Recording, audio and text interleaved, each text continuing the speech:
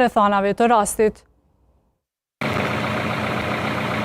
Një ngjarje e rëndë ka ndodhur në fshatin Kërvesari të Malishevës. Një grua 25 vjeçare në javën e 34 të shtatzanisë ka humbur jetën pas plagosjes me armë zjarri. I dyshuar është bashkëshorti i saj, i cili bashkë mbeti plagosur.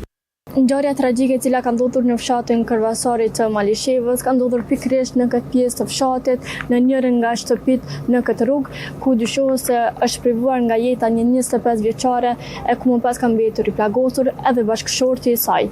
E aktualisht gjatë ditës së hënë jemi duke qëndruar pikërisht në këtë pjesë të fshatit, megjithatë familjarët e tyre janë duke qëndruar brenda në obor dhe dyert e shtëpisë janë të mbyllura. Gjendja të dyshuarit 27 vjeçare është e rëndë. Kështu kanë bërë të ditur nga qendra klinike dhe universitare e Kosovës.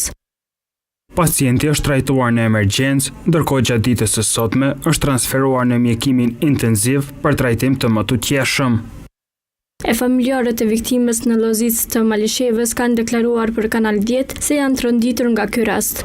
Flamur foni që djalë i agjes së të ndjerës ka thënë se lajmin e kanë marrë në mesnat, ndërsa ka bërë thirrje institucioneve që të zbardhin rrethonat e rastit. Konstatime tjera i presim prej institutit mjekësor religjor. A keni pas kontakt me familjar? Me familjar?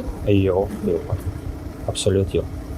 Jemi në dhimbjen tonë, është prej për jetës e bija jonë, edhe prej këtë bëjmë thirrje në arritjen e drejtësisë plot. Nga prokuroria themelore në Gjakov, rastin e kanë iniciuar si vrasje e rëndë dhe mbajtje në brendësi kontroll ose posedim të paautorizuar të armëve. Prokurori i shtetit ka dalë në vendin e ngjarjes dhe me urdhër të prokurorit, trupi i pajeti i viktimës është dërguar në Institutin e Mjekësisë Ligjore në Prishtinë për kryerjen e autopsisë.